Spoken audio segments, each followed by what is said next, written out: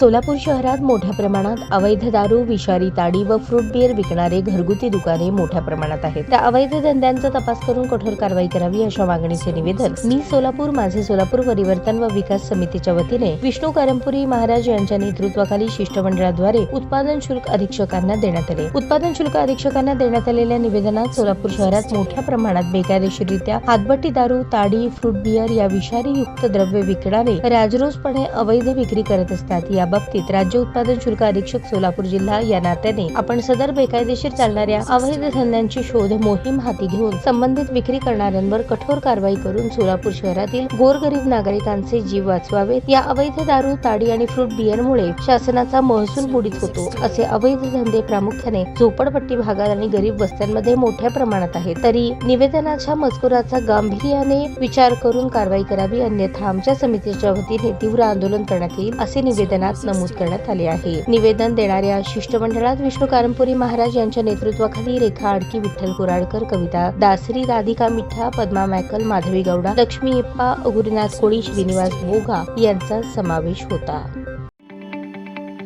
ताज्या बातम्या पाहण्यासाठी प्राईम महाराष्ट्र न्यूज चॅनलला सबस्क्राईब करा.